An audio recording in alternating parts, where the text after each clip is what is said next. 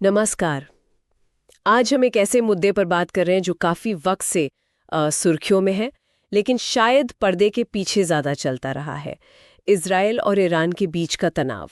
इसे अक्सर छाया युद्ध कहा जाता रहा है। बिल्कुल, छाया युद्ध। लेकिन अप्रैल 2024 में कुछ ऐसा हुआ जिसने इस पर्दे को एक तरह से हटा दिया। सीधी टक्कर सामने आ गई। आज हम इसी जटिल मुद्दे की थोड़ी गहराई से पड़ताल करेंगे, हमारे पास जो जानकारी है उसके आधार पर। जी। हमारा मकसद ये समझना है कि आखिर ये दुश्मनी है क्यों, हाल में क्या हुआ और अब आगे क्या हो सकता है। तो शुरुआत कहाँ से करें, जड़ें कहाँ हैं इसकी? देखिए, इसकी जड़ें काफी पुरानी हैं। हमें पीछे जाना होगा 1979 तक, जब ईरान में इस्लामी क्रांति हुई। हाँ, ईरानी क्रांति। हाँ, तो जो नई हुकूमत आई, उन्होंने इजराइल को एक दुश्मन देश की तरह देखा। मतलब वो इजराइल के अस्तित्व को ही नहीं मानते, उसे वो जायोनी दुश्मन कहते हैं। तो यहीं से वो वैचारिक टकराव, वो आइडियोलॉजिकल क्लैश शुरू हुआ। अच्छा, और ये सिर्फ विचारधारा तक ही सीमित नहीं रहा होगा, जाहिर है। नहीं, बिल्कुल नहीं। इसमें फिर कई चीजें जुड़ गई। एक तो ईरान का परमाणु कार्यक्रम है। हाँ, ये तो बहुत बड़ा मुद्दा है। इजराइल इसे अपने लिए सबसे बड़ा खतरा मानता है। बिल्कुल। और फिर आते हैं प्रॉक्सी ग्रुप्स, जैसे हिजबुल्लाह लेबनान में, हमास फिलिस्तीन में।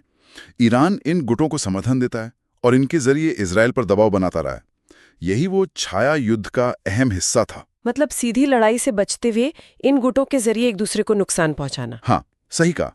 गुप्त ऑपरेशंस, साइबर हमले और ये प्रॉक्सी गुटों का इस्तेमाल, ये सब छाया युद्ध के तरीके थे। लेकिन फिर आया अप्रैल 2024, जिसने सब कुछ बदल दिया। पहली बार ईरान ने सीधे डायरेक्ट इजरायली जमीन पर हमला किया। सैकड़ों मिसाइलें, ड्रोन। ऐसा क्यों हुआ अचानक? वो दरअसल एक जवाब था। उससे पहले अप्रैल की शुरुआत में दिमिश्क में, सीरिया में ईरान के दूतावास पर हमला हुआ था। हाँ, मैंने पढ़ा था। और उस हमले में ईरान के रेवोल्यूशनरी गार्ड कॉर्प्स यानी आईआरजीसी के कुछ बहुत सीनियर कमांडर मारे गए थे। आईआरजीसी तो ईरान की बहुत ताकतवर फोर्स है। बहुत ज्यादा। तो ईरान ने से अपनी जमीन पर, अपनी संप्रभुता पर हमला माना और उसका जवाब दिया। और ये जवाब कितना बड़ा था? सुना है 300 से ज्यादा मिसाइलें और ड्रोन थे। जी हाँ, 300 से ज्यादा। एक बड़ा हमला था ये। लेकिन यहाँ एक और बात ध्यान देने वाली है। इजराइल का जो डिफेंस सिस्टम है, आयरन डोम और दूसरे सिस्टम्स, और साथ में अमेरिका, ब्रिटेन, फ्रांस, जॉर्डन जैसे देशों की मदद मिली। हाँ, उन्होंने मदद की इसे रोकने में। बिल्कुल। तो ज्यादातर मिसाइलों और ड्रोनों को हवा में ही रोक दिया गया। नुकसान हुआ, लेकिन उतना नहीं जितनी आशंका थी। और फिर इजराइल ने भी जवाब दिया। हाँ, इजराइल ने भी जवाब दिया कुछ दिनों बाद। लेकिन उनका जवाब थोड़ा नपातुला लगा। उन्होंने ईरान के अंदर इस्फहान शहर के पास एक एयरबेस को निशाना बनाया। इस्फहान, वहां तो ईरान के परमाणु ठिकाने भी हैं। हाँ, हैं। लेकिन इजरायली हमले में इस बात का ध्यान रखा गया कि परमाणु ठिकानों को निशाना ना बनाया जाए।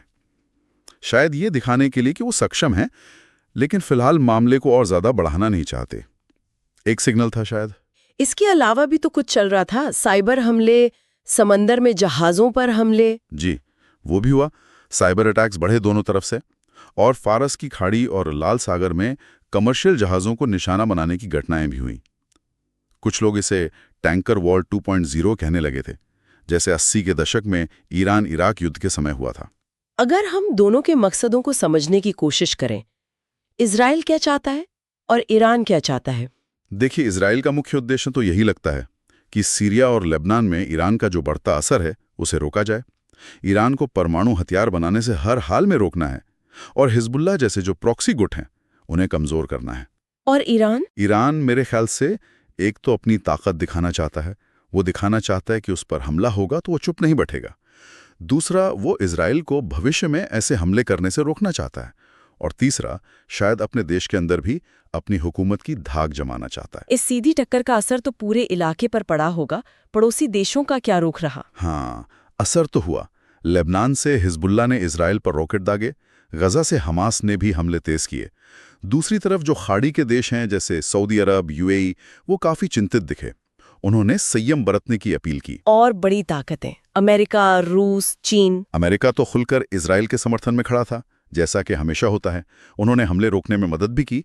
रूस और चीन ने कूटनीतिक स्तर पर ईरान का पक्ष लिया, लेकिन वो सीधे तौर पर इस टकराव में शामिल होने से बचते रहे। तो ये संघर्ष अब सिर्फ छाया युद्ध नहीं रहा, ये एक तरह का हाइब्रिड वॉर बन गया है। बिल्कुल, हाइब्रिड वॉर, जिसमें पारंपरिक हमले भी हैं, साइबर वॉरफेयर भी है, इंफॉर्मेशन वॉरफेयर है, प्रॉक्सी लड़ाके हैं, सब कुछ मिला जुला है। लेकिन अप्रैल 2024 की सीधी टक्कर वो एक नया अध्याय था, एक ज्यादा खतरनाक मोड़। तो अब यहाँ से आगे क्या क्या संभावनाएं दिख रही हैं? क्या ये वापस छाया युद्ध में बदल जाएगा या फिर? देखिए, कई रास्ते हो सकते हैं। एक तो ये कि ये छाया युद्ध ही चलता रहे, मतलब गुप्त ऑपरेशन, साइबर हमले, ड्रोन अटैक्स, ये चलता रहेगा शायद। दूसरा, ये एक बड़े क्षेत्रीय युद्ध में बदल सकता है, खासकर अगर हिजबुल्लाह लेबनान से पूरी ताकत से शामिल हो जाए। हालांकि ज्यादातर एक्सपर्ट्स अभी इसकी संभावना थोड़ी कम मान रहे हैं। क्यों? शायद हिजबुल्लाह और ईरान दोनों ही एक फुल स्केल वॉर अभी नहीं चाहते। उसके नतीजे बहुत भयानक हो सकते हैं सबके लिए। और कोई रास्ता? कूटनीति? हाँ, तीसरा रास्ता कूटनीति का है। पर्दे के पीछे बातचीत चल रही होगी। हो सकता है अमेरिका या कोई और देश मध्यस्थता करे, तनाव कम करने की कोशिश करे। चौथा, ईरान अपने परमाणु कार्यक्रम को और तेज कर सकता है, दबाव बनाने के लिए। और अगर वो बम बनाने के बहुत करीब पहुंच गया तो पांचवी संभावना बनती है कि इजरायल उसे रोकने के लिए एक बड़ा प्रीएम्प्टिव स्ट्राइक कर दे, यानी पहले हमला कर दे। ये सबसे खतरनाक स्थिति होगी। तो कुल मिलाकर अप्रैल 2024 ने खेल के नियम बदल दिए हैं। सीधी सैन्य टक्कर का जो डर था वो हकीकत बन गया। हाँ, निष्कर्ष यही है कि इजरायल ईरान संघर्ष अब एक नए, ज्यादा अनिश्चित दौर में पहुंच गया है।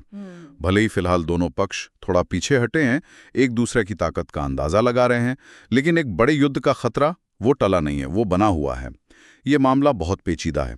इसमें धर्म है, विचारधारा है, क्षेत्रीय दबदबे की लड़ाई है, प्रॉक्सी गुट हैं, साइबर ऑपरेशंस हैं और दुनिया की बड़ी ताकतों के अपने हित हैं।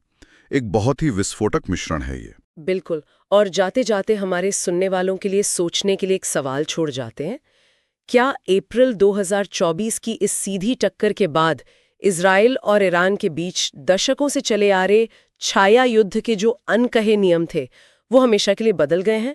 और इसका मध्य पूर्व की स्थिरता पर लंबे समय में क्या असर पड़ेगा, ये देखने वाली बात होगी।